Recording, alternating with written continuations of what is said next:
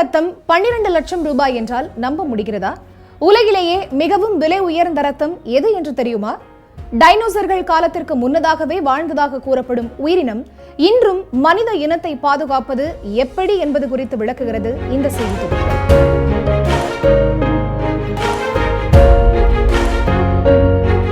கிட்டத்தட்ட 450 மில்லியன் ஆண்டுகளுக்கு முன்பு இருந்தே ஒரு உயிரினம் இந்த பூமியில் வாழ்ந்து வருவதாக சொல்லப்படுகிறது. டைனோசர்களுக்கு முந்தைய காலத்தில் இருந்து வாழ்ந்து வருவதாக கூறப்படும் உயிரினம்தான் குதிரை லாட நண்டு.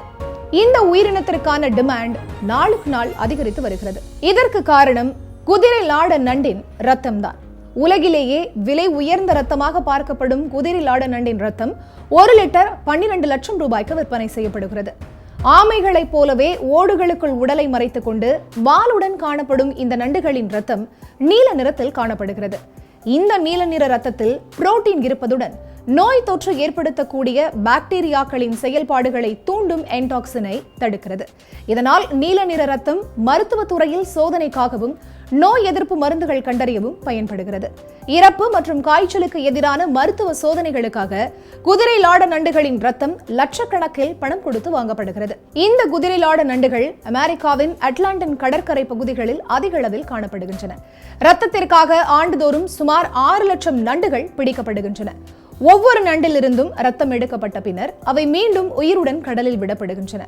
இவ்வாறு ரத்தம் எடுக்கும் முறையின் போது மொத்தமாக பிடிக்கப்பட்ட நண்டுகளில் கிட்டத்தட்ட 30% நண்டுகள் உயிரிழப்பதாக ஆய்வு கூறுகிறது.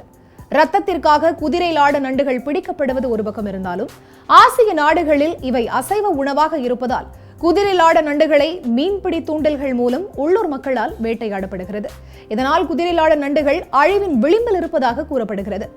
இந்த நிலையில் 2016ஆம் ஆண்டு சர்வதேச இயற்கை வள பாதுகாப்பு அமைப்பு குதிரை லாட நண்டுகளை பாதிக்கப்படக்கூடிய சிவப்பு பட்டியலில் சேர்த்தது. மனிதனின் செயல்பாடுகளால் இந்த உயிரினம் பெருமளவில் அழிக்கப்படுவதால் அவற்றை பாதுகாக்க இனப்பெருக்க திட்டம் மற்றும் வேட்டையாடுவதற்கான வரைமுறைகளை நிர்ணயித்துள்ளது. செய்திகளை உடனுக்குடனும் துல்லியமாகவும் தெரிந்து கொள்ள சப்ஸ்கிரைப் பண்ணுங்க.